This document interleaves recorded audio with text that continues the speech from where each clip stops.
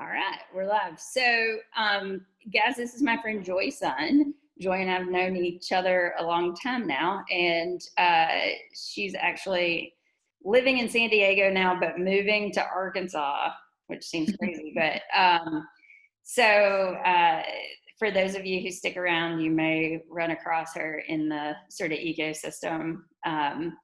Joy, can you start by just telling us where you're from and sort of what you were into growing up, and particularly like what your undergrad pathway looked like? These guys are all undergrad students. So. Yeah. So I grew up in New Jersey, and I grew up in a pretty like politically aware household. My parents were really into politics. I like to say that I remember on Sundays, I have more memories on Sundays of like watching Meet the Press than of like watching cartoons, just as like at a really young age. So I think from a young age I was like sort of taught to be aware of what was happening in the world around me, and truly the world, right? So we really had kind of a global perspective. My parents immigrated as well to the US. We also had that sort of dimension of understanding, wanting to understand the world beyond sort of our immediate sort of surroundings. And so I ended up going to undergrad at Georgetown, which has a school of foreign service. And I went really thinking that I wanted to go into the foreign service and become a diplomat. And a couple of years into that, I decided that I wanted to change direction a little bit. I was not super excited about kind of joining the foreign service at the lowest ranks and working my way up and stamping passports in some, embassy somewhere. And so instead I went in the direction of international development, and was fortunate to get connected to what's now called the Clinton Health Access Initiative pretty early in my career, not long after I graduated. And that really kind of set me on a path for a number of years working and living in sub-Saharan Africa, working on access to essential medicines and healthcare. So yeah, that was sort of the undergrad path. And what did your major end up being at the end of that? Yeah, so the majors, everyone at the School of Foreign Service majors in international affairs, and then you sort of can pick sub majors or concentrations. And I ended up, focusing on anthropology, what's called culture and politics. We're really focused on understanding how to learn about different cultures. Just kind of taking an anthropological lens to experiencing the world. And what foreign language do you speak? So I studied Russian in college. We were all required to be fluent in at least one foreign language in order to graduate. We actually had to sit and take a written exam, and then also do an oral exam with a panel of professors to graduate. And so I studied abroad in Russia and took all my classes in Russian. This is actually right after 9/11. That dates me a little bit, but. Well, the reason I particularly bring it up is my friend Clint Lazenby, who did this last week, also speaks Russian and studied abroad in Russia. And so you're the only two people I know who speak Russian, actually, not Russians who speak Russian. So for the class, not everyone speaks Russian, but it is certainly a good tool to have in your tool belt. So could you tell them a little bit about your time in sub-Saharan Africa and sort of what you were doing there? Joy has lived in places that most people have never even heard of. The first place I lived in Africa is a tiny country called Lesotho. It's spelled differently than it sounds. It's spelled Lesotho. The O is pronounced as like oo. And it's a tiny country that's landlocked within South Africa. And for a long time, it has been unfortunately famous for having one of the highest rates of HIV prevalence in the world. So at the time that I lived there, it was close to 40% of adults were HIV positive, which is pretty staggering. And so what we were trying to do with the Clinton Health Access Initiative is expand access to life-saving medications for treatment, to treat HIV, which had been available in the developed world, in the US and Europe, et cetera, for since the 90s, but in the early 2000s, those medications were still incredibly expensive, and way too expensive for low-income countries to be able to afford. And so what we did was basically try to bridge the supply and the demand in the market for these medicines. So on the demand side, we had folks who went and partnered with generic manufacturers, mainly in places like India, to figure out how we could help them drive the price down. And one of the main levers we used was volume, right? So you get economies of scale. If you produce more, you can typically drive the cost of production down. And the way we were able to drive up the volumes is by working on the demand side, right? So we had people like me who were working with ministries of health in some of the hardest hit countries where the need was greatest, or where you have the largest number of potential patients. And we basically helped them to design and launch these public sector treatment programs for the first time in history. And so by sort of working on both sides of the market, we were able to really create a healthier market dynamic and dramatically lower the price of medications and get them into the hands of many, many more people who needed them. I want to talk a little bit about the transition from public health into business school and then sort of more traditional business. But just before we move on, because this is very pertinent for some of our students in this class. So your parents immigrated. And can you say a little bit about what their journey into the U.S. was like and sort of what it was like for you to be the child of immigrants in New Jersey? We've got several kids in the class whose parents immigrated, so they're, just in that same sort of life stage of figuring out what it looks like to go forward. So my parents came for grad school, and they ended up at Brigham Young University, which is known as being sort of a Mormon school. We are not Mormon. And I don't think they realized that when they picked it. It was just sort of the place that they got in, and the school helped them with all their visas, and it just sort of was the path of least resistance in some ways. And so that was actually where I was born. I was born in Provo, Utah, of all places. But yeah, so they came for grad school. My dad is an engineer. I think he's done a couple masters. I think that one may have been computer science. And yeah, I ended up working at Bell Labs, which, in the 80s was like sort of the Google of that era, right? Sort of where all of the important technology was being developed. And yeah, so I grew up in New Jersey, in an area that I guess was reasonably diverse. Reasonably so. I guess it's all relative. But yeah, I grew up really sort of being aware of how hard my parents had worked, to give us what we had, which was not like a lot, but we were definitely, we had all of our needs met. Right. I didn't work as a kid, which I actually regret. I think it's actually good for kids to work growing up. I was able to sort of focus on school. That was always kind of my number one job. But yeah, I just grew up with that awareness that my parents sacrificed a lot. And my grandparents, sacrificed a lot to help my parents come here and get started and build a new life. And so there was definitely, I guess, this kind of classic, first generation focus on education, focus on, continuing to sort of build yourself up and create more opportunities for yourself. And then, obviously to do that for your own kids. And where had they come from? Had they come from a rural place or a city, or what was their? Yep. So they grew up in Taiwan, and which is a high population density place. And then we ended up in kind of the suburbs of New York. Yeah, so we have quite a few people who, either some of them even just coming to the university. We have a student in the class who's actually back in Peru, where she's from. And so she'll be watching this in Peru. But students who've come from a variety of backgrounds and places, and Fayetteville in and of itself is a relatively small town.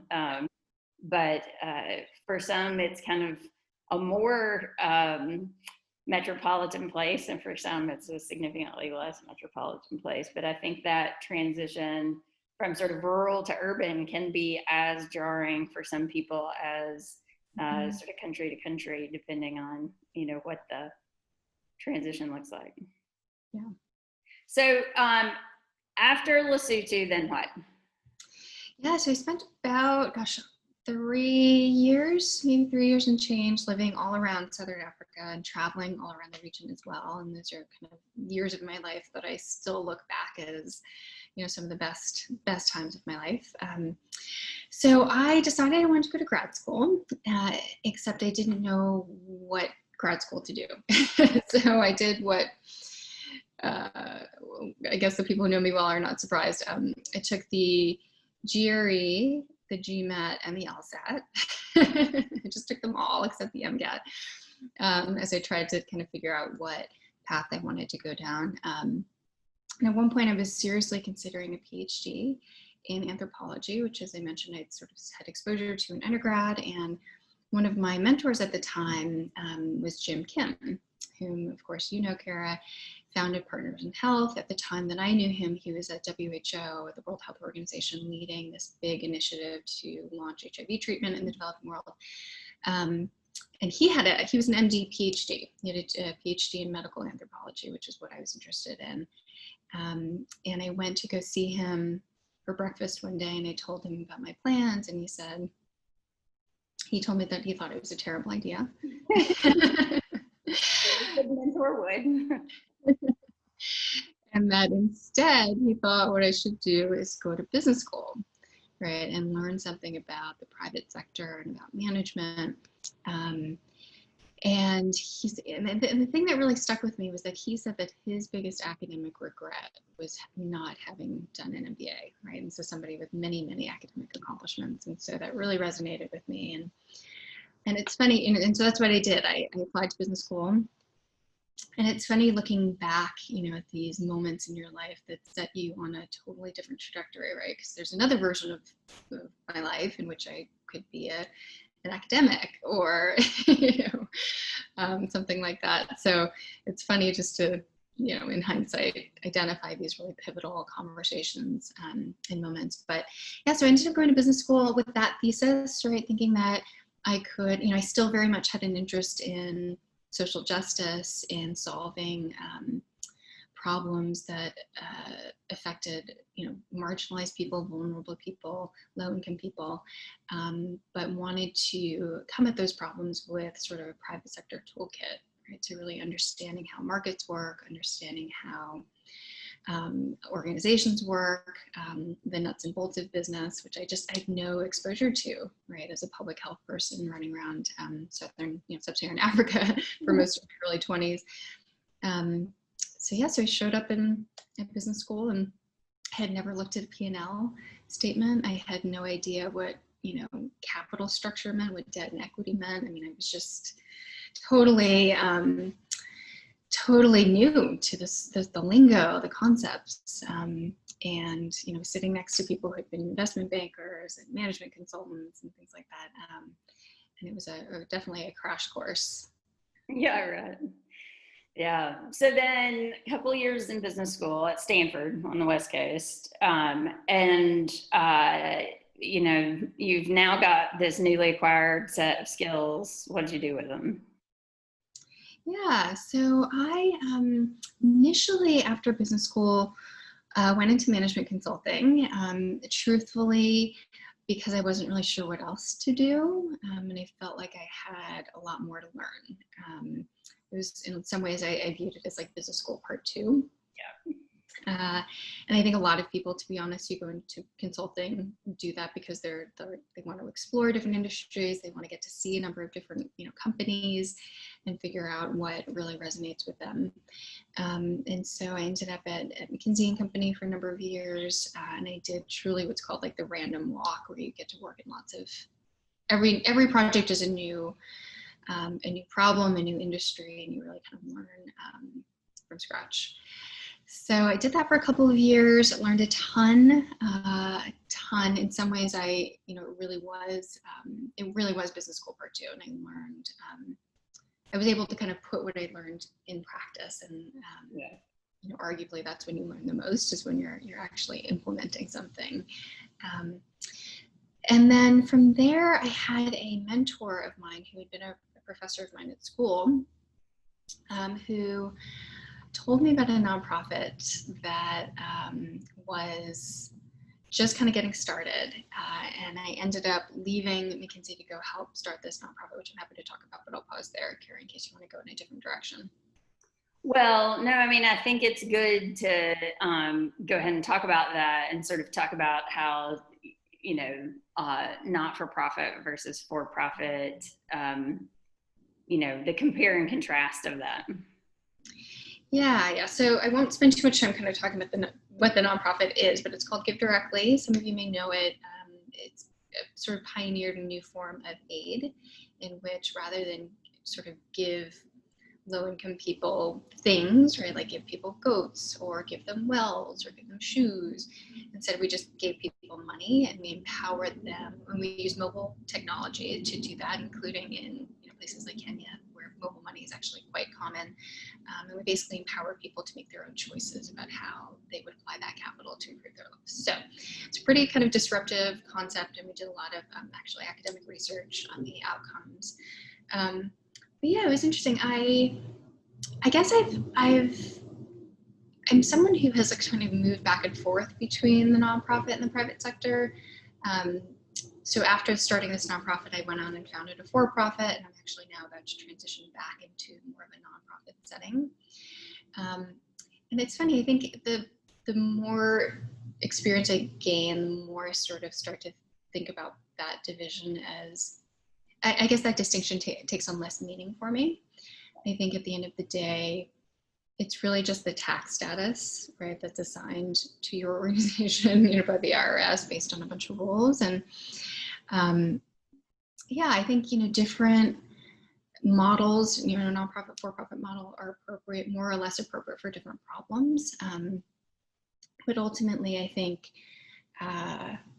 yeah, I just don't think it has a ton of, I guess, practical meaning. It's just really about whether or not you pay taxes, right? Because I think it's obviously possible for nonprofits to make a lot of money, right? There are a lot, I think it's something like 30 or 40%, right, of healthcare in this country is delivered by nonprofits that are making tons of money, right? So just because you have that tax status, nonprofit, doesn't mean you don't make money. And then on the flip side, right, you of course have lots of for-profits, startups, et cetera. Even mature companies that are for-profit that aren't making any money, right? Most startups are losing money hand over fist for some period of time before they reach profitability. So, I think it's just, yeah, I think the thing to consider is if for students who are thinking about what sector to go into, it's really more a question of like, is this model appropriate for the problem that, that I'm trying to solve? Yeah, sure. So in your own sort of move from working for something that someone else started to starting something, how did that sort of origin story come together? How did that happen? Yeah, so so when I left the nonprofit, I decided I did want to do something. I thought I wanted to do something more in the for-profit world. And here's like another fallacy that I'll share, right, that has led to the way I currently think about that distinction. So I thought, I'm tired of fundraising, right? That's all I did when we ran the nonprofit. It was tons of fundraising. And I was happy to do it, obviously, because I believed so much in the model. But I thought I'd start a company where I didn't have to raise money, where we could make money. Little did I realize, right, that ultimately if you start a company, you're also going to be raising a lot of money. You're just raising it from investors instead of donors. So we spent, a considerable amount of my time still raising capital, right, as we say in a for-profit or startup context. So yeah, so I thought I wanted to work in the for-profit world again. I wanted to work domestically, right, because I'd done so much work internationally, and I didn't really feel like I had a good understanding of some of the problems that we face, like right here at home in the U.S. I knew I wanted to work with marginalized, populations of some kind, because that's sort of what I've done throughout my career. And I wanted to do a startup, right? I didn't want to join a big company, right? I knew I wanted to build something myself, and and ended up meeting my co-founder through a former colleague. And he was finishing med school at the time at Dartmouth, which is in New Hampshire, a rural part of New Hampshire, which has a really bad opioid problem, as many parts of the country have a serious opioid problem.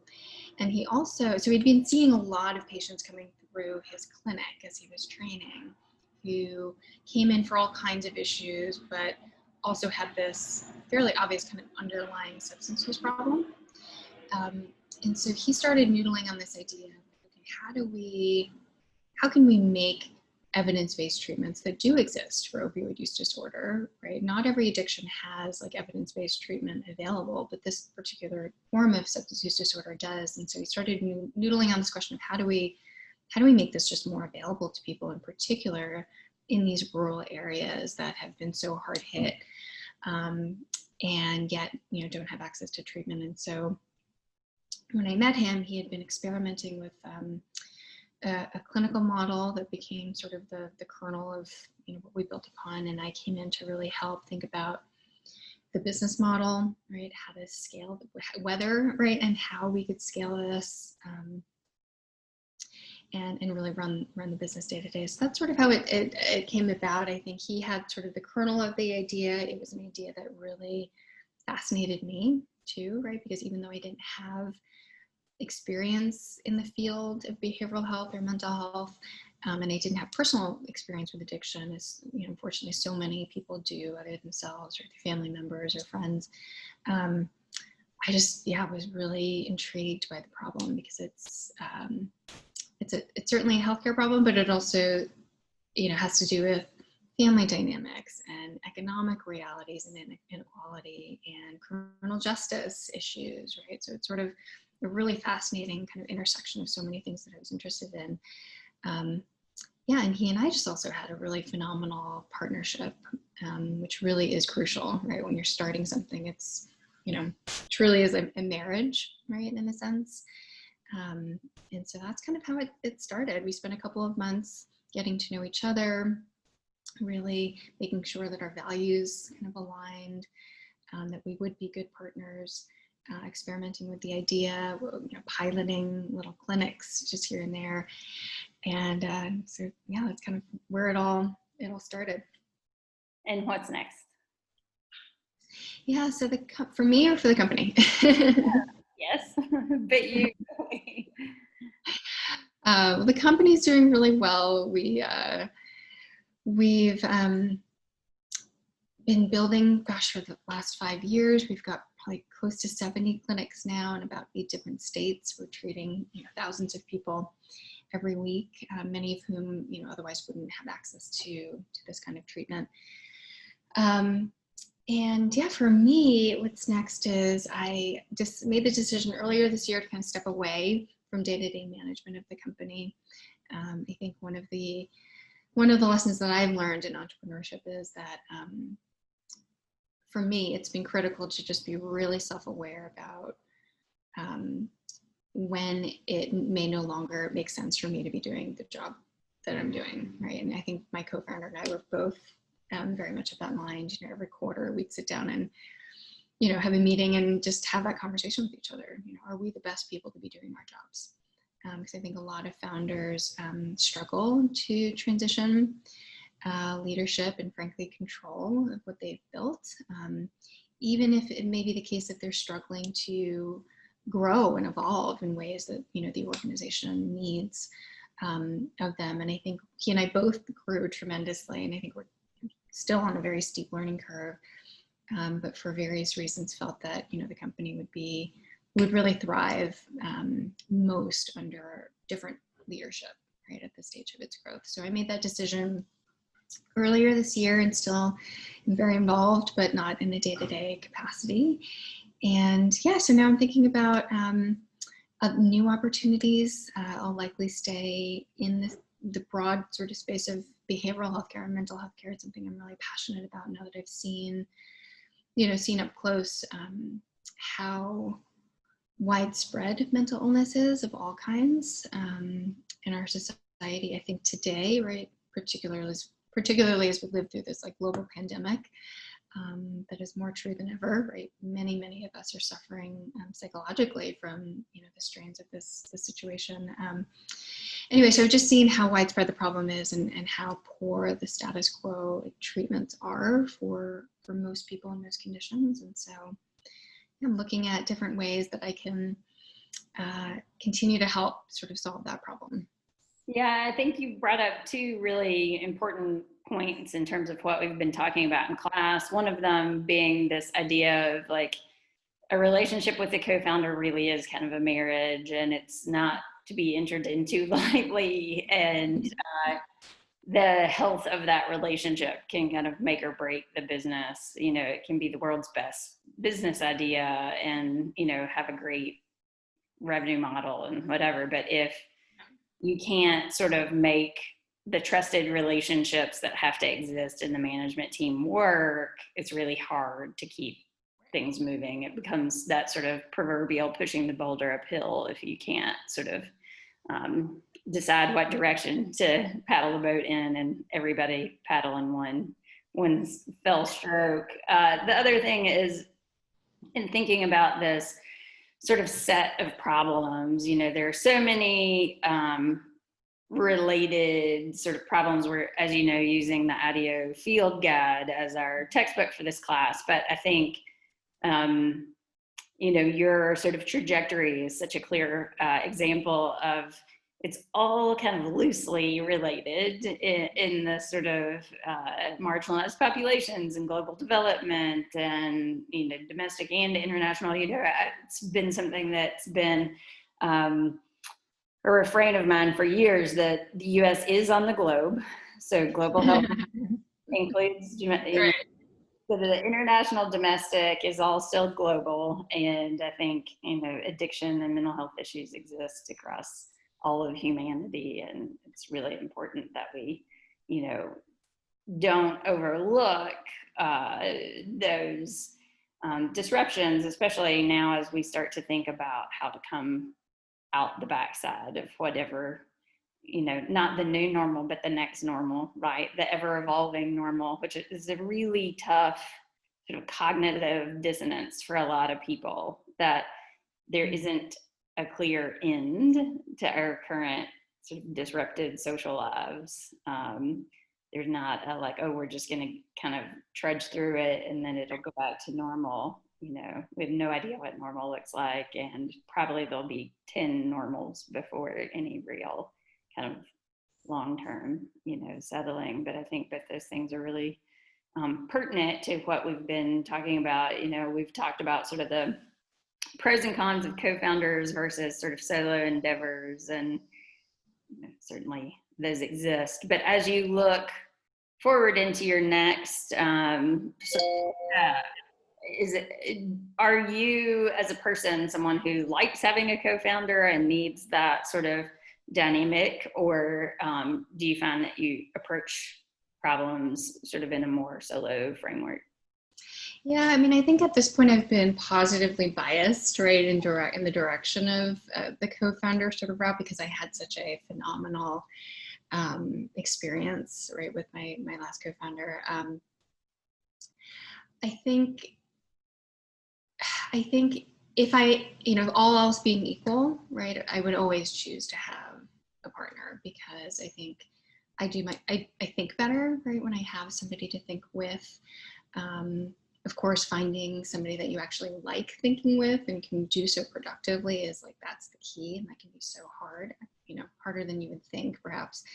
I think knowing that there's somebody just psychologically and emotionally, right, knowing that there's somebody in it with you, I think is huge, right? Especially when you hit those low points, right? I mean, I think about the times where we almost ran out of cash, right? And you think about the burden of all of the employees and all of the patients, and you're thinking, is this gonna, you know, are we gonna keep this thing going?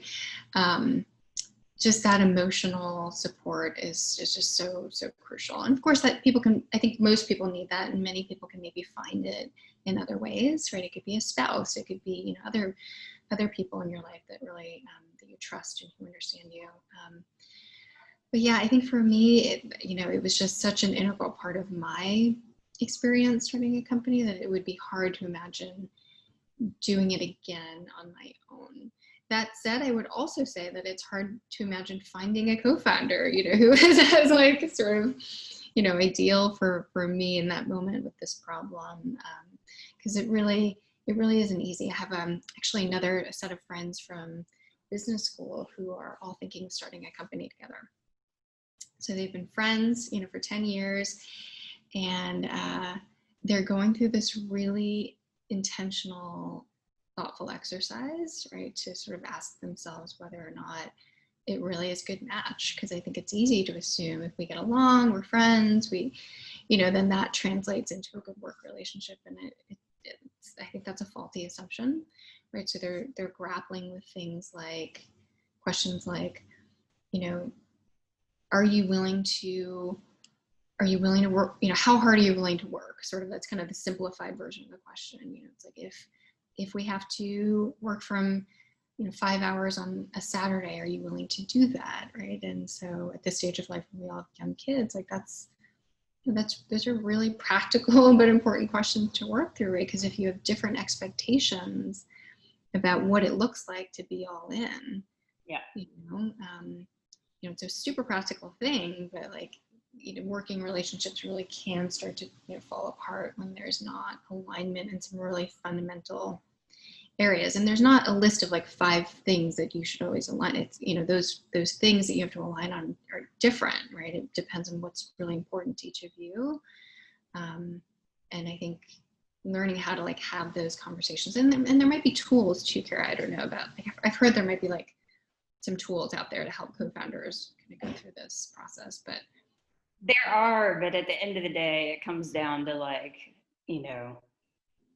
do I trust you? Do you trust me? Can we give each other the benefit of the doubt? I think more than the tools for people who are starting a business, it's really just relationship tools, right? It's like, when we have friction, which will inevitably happen, how are we going to handle that? And, I think certainly there are tools in every direction, but without sort of people who are on a similar sort of plane of emotional development about what it means to really be in a, frankly, long-term committed, communicative relationship with someone that is not a romantic partner, is a business partner, but all of those things apply, all of those same sort of hurdles apply. And I think, division of labor, to your point, like, how hard are you willing to work? Like, that comes up in personal relationships all the time. And yeah, that's right. Certainly comes up in, a co-founder situation. I was talking to the class yesterday about sort of, it's been easier for me because I had this kind of box that I put myself in as the clinician to kind of wall off, like, well, I do this one part. But in truth, when you're starting something from scratch, nobody does one part. Everybody does all the parts. And how you negotiate what that all looks like can have an incredible, and I think, to your point, the most important thing is to be intentional about it, and to also be willing to sort of set aside time. I like that you said that you and Jeff met once a quarter, to like make time to work just on the relationship between the co-founders and not necessarily the business. Like, of course, the business is always there in the background, but like, how are we interacting as human beings? Because that will so widely swing the outcomes of any 100%. meeting you work in, any direct sort of reporting line that one or the other of you is in charge of. Like, it reverberates through the entire organization. Yeah. Well, that's so well said. I also want to just pick up on a thread you mentioned about how, when I look back on my career, it's this collection of these kind of loosely related things, and something I've been reflecting on a lot that might just be helpful for your students, now that I have just the benefit of some age and time, is this notion of like being a specialist versus a generalist. Yeah. Right? because I think a lot of people, well, I should say, I think I've often envied people who are specialists, right? Of course, that's probably what drew me in part to being, wanting to pursue a PhD, right, and go really deep and be a specialist.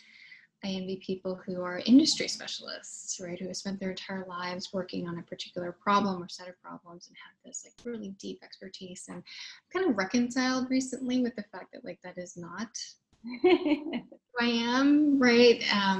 That I do have a little bit of, a bit of a wandering sort of mentality too, where after a few years, I want to sort of start learning about and thinking about a different problem. And I think I would just sort of, I guess I would just share that like there's value in that too, right? And being somebody who, and I've had to like teach myself this and like kind of overcome my own insecurity about this, that like there's value in being somebody who's had these different, pretty distinct experiences. And then, if you can cultivate the ability to like think laterally, right, and pull the threads together from these different experiences, I think you can often bring new insights to problems that people who have just been narrowly focused, can't necessarily do. And obviously, in an ideal world, you'd have both types of experience, and you apply both sets of experiences to a problem. But yeah, and so I think that's maybe another way, as you think about entrepreneurship is,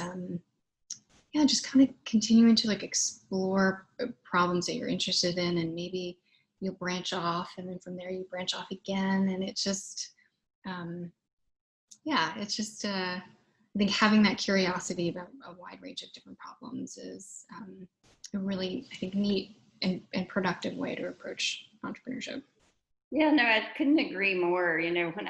When I talk about my own sort of interests and how I spend even just a day, it makes me feel schizophrenic. But by training, I'm absolutely a specialist. I'm a maternal child health specialist.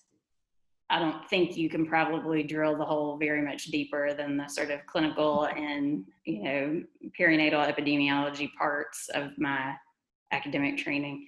But I think there's a thing, people often want to create some sort of like personality trait list for people who become entrepreneurs.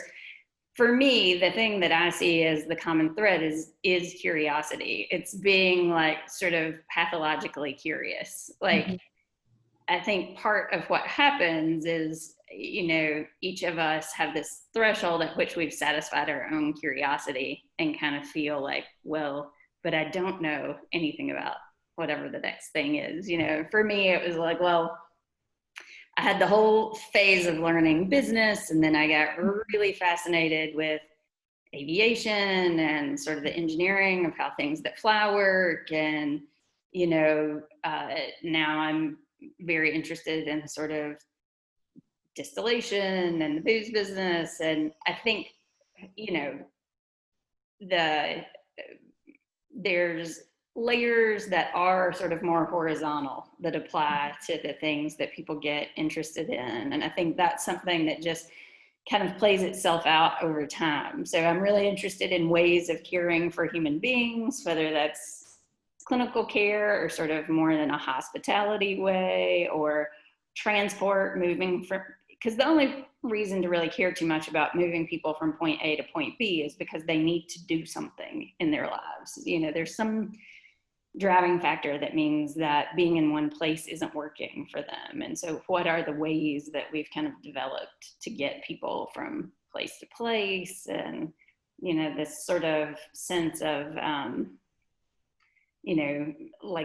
a community that doesn't exist in a place, but exists sort of via networks that we've all sort of gathered, over time and over the years, is the part that like my brain stays kind of glued to. So I think as disparate and schizophrenic as it might seem, there's actually often, as you look at any entrepreneur's sort of next thing and next thing, there's something that kind of holds it all together. And my advice to the students from the first week has been, the best thing you can do for yourself as a young person is know yourself. Like, start learning yourself now. You'll learn all kinds of things in life, but the more sort of self-aware you can become at an earlier sort of stage in the game, the fewer really wrong turns. True. It really it is. One thing I always say is like self-awareness is the foundation of good leadership, right? So it's sort of a spin on what you said, you know, it all, your ability to sort of build an organization, to build a team, lead people, it's all built upon your own understanding of yourself, what drives you, understanding how your behaviors affect other people. Right. And I think that like self-awareness and mastery is like the ultimate superpower in any endeavor, including in life, right? Just for your personal life. Like we've been saying, so many of these lessons apply to our personal lives and relationships too. Yeah. Well, thank you so much for your time. Anything else that you would say to a bunch of sort of at the moment quite anxious undergrads who are not sure what to make of the world? Oh gosh, this is like, there are some days I would use those terms to describe myself, anxious and not quite sure what to make of the world. Gosh, I would just say that I would say stay safe, please. Keep yourself safe, your loved ones safe. And yeah, I really empathize. This is a really challenging time for all of us, but I think in particular for people at your stage of life. College is such an important experience, and I know that it's being shaped in ways that you certainly didn't expect or ask for by this pandemic. So, but yeah, we'll get through it. The end is in sight, I think. So, lives in hope. Yes, there are reasons to be optimistic. Yeah. Well, thanks, Joy, and for the rest of you guys, the Flipgrid assignment will just be your takeaways from today, and I will see you again on Friday.